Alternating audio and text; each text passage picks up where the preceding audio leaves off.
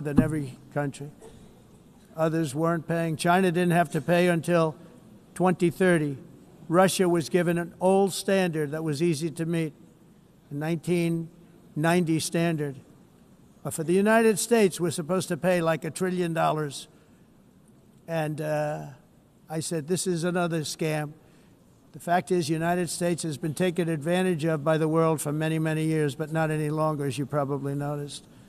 I unleashed massive energy production and signed historic executive orders to hunt for oil, but we don't have to do much hunting because we have the most oil of any nation anywhere, oil and gas in the world. And if you add coal, we have the most of any nation in the world. Clean, I call it clean, beautiful coal. You can do things today with coal that you couldn't have done 10 years ago, 15 years. So I have a little standing order in the White House. Never use the word coal, only use the words clean, beautiful coal. Sounds much better, doesn't it? But we stand ready to provide any country with abundant, affordable energy supplies if you need them, when most of you do. We're proudly exporting energy all over the world. We're now the largest exporter. In the United States, we want trade and robust commerce with all nations, everybody. We want to help nations. We're going to help nations. But it must also be fair and reciprocal.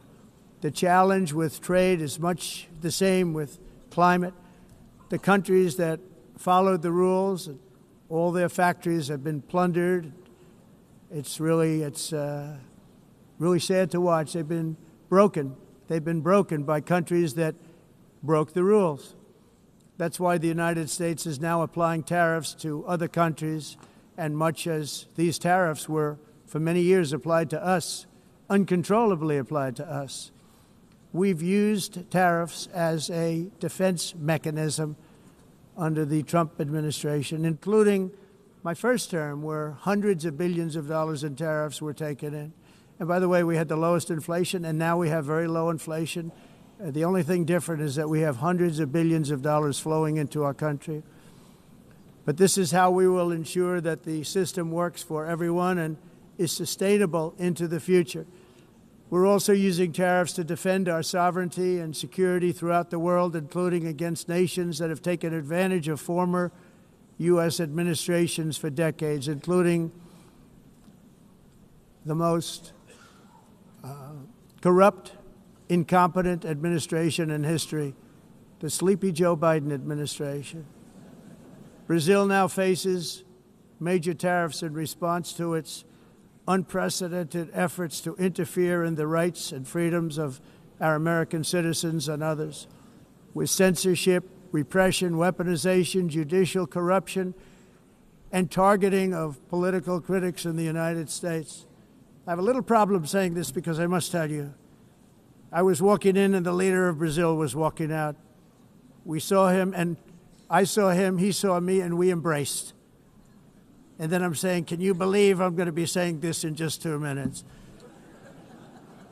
But we actually agreed that we would meet next week. We didn't have much time to talk, like about 20 seconds. They were in retrospect, I'm glad I waited because this thing didn't work out too well. But we did talk. We had a good talk, and we agreed to meet next week, if that's of interest. But he seemed like a very nice man, actually. He liked me, I liked him.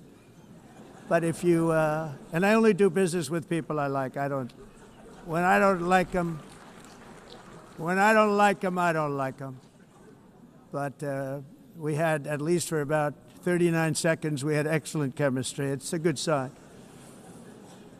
But also in the past, Brazil, can you believe this, unfairly tariffed our nation, but now because of our tariffs, we are hitting them back, and we're hitting them back very hard. As president, I will always defend our national sovereignty and the rights of American citizens. So I'm very sorry to say this, that Brazil is doing poorly and will continue to do poorly. They can only do well when they're working with us.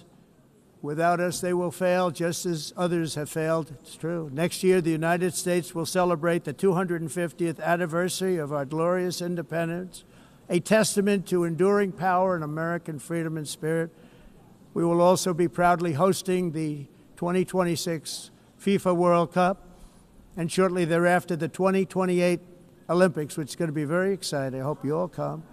I hope that countless people from all over the globe will take part of these will be great celebrations of liberty and human achievement, and that together we all can rejoice in the miracles of history that began in July 4th, 1776, when we founded the light to all nations. And it's something really that an amazing thing came out of that date. It's called the United States of America. In honor of this momentous anniversary, I hope that all countries who find inspiration in our example will join us in renewing our commitment, values,